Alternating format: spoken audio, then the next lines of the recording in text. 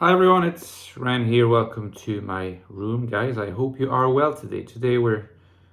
I am going to share some thoughts, maybe brief, maybe not so brief, about growth for INFJs and a particular angle on growth.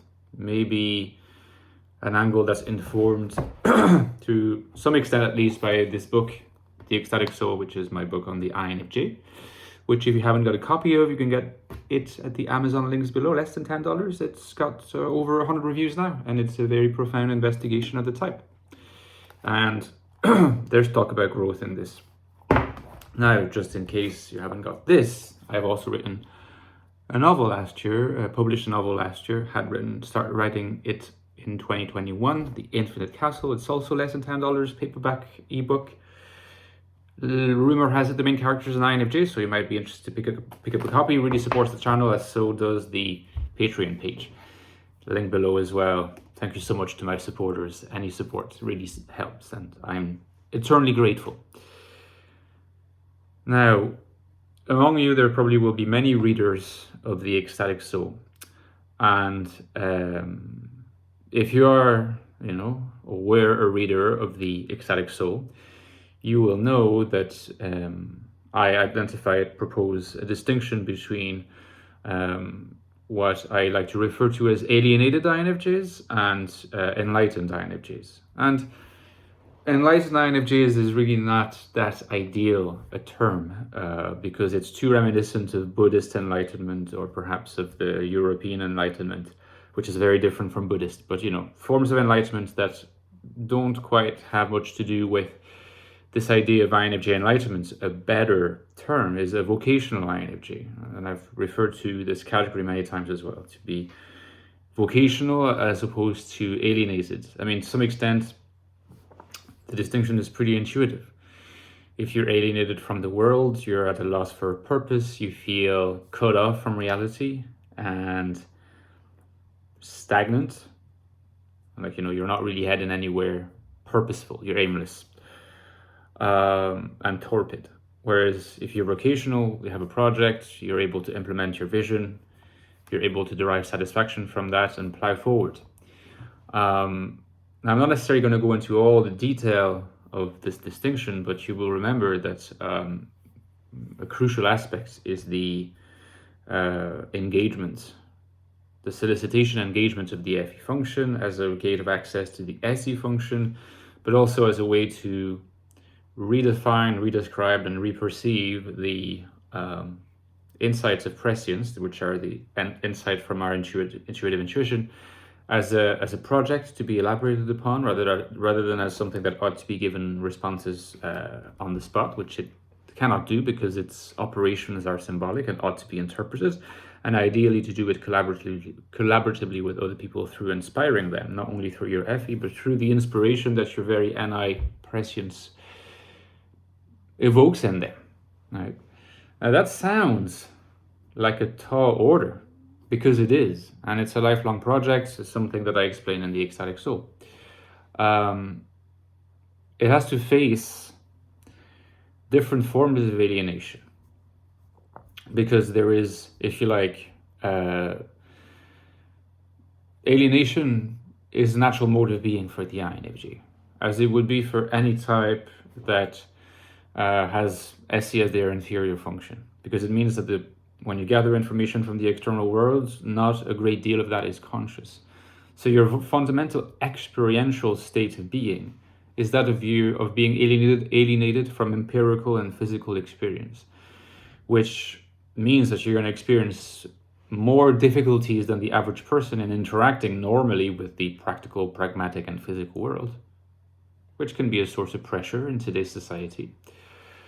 But also that you're all the more likely going to have easy access to a comfort zone, which is entirely in your head and does not consist of engaging with the external world, which is the anti-comfort zone by definition. So this is a comfort zone. It's a default state. For this reason, it's not necessarily a negative state, but nevertheless, it's something that I believe is better evolved out of towards something called more vocational type of INFJ existence. which involves others more. And if you involve others more, you involve the social world more. And if you involve the social world more, you involve the physical world more, because the social world is, within the social world is the physical world. And by the way, the in real life, non-internet social world is better, because it obviously puts you more directly in contact with the physical world, which you cannot do without. But the route to it is a little bit circuitous. Now, like I was saying, the comfort zone is alienation, which means that we have a tendency to want to draw back towards alienation, to drag ourselves back to it, and even to provide justifications for doing it, even as we're in other ways seeking to become more vocational. It's a familiar issue. Vocational existence presents challenges. So our system devises tricks and ways to convince us through various forms of justificatory procedures that really alienation is better. Actually, you know what? The external world is not worth it. The world has no meaning. Politics, clearly they're all crooked. Everyone is stupid. Things don't have meaning. Why do I force myself that? Better live in my head.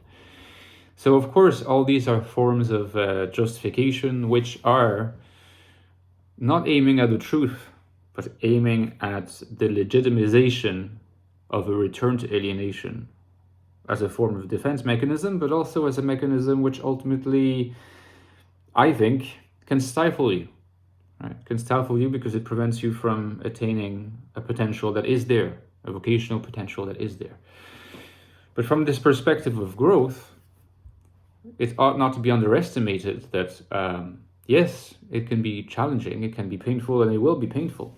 Any time that someone, yourself, myself, someone else, seeks to get out of their comfort zone in a permanent way or semi-permanent way, of course things are going to be difficult.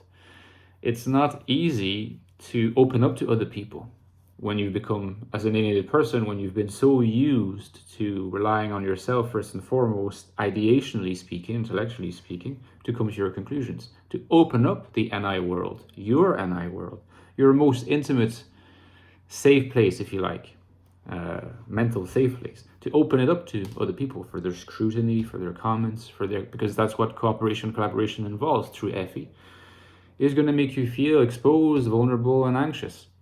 The question is, or the challenge is, what to do with this and how to resist the sometimes not always conscious calls of the comfort zone to provide justification for going back to alienation, and therefore, through this process, aborting this task you have set on yourself to become more vocational.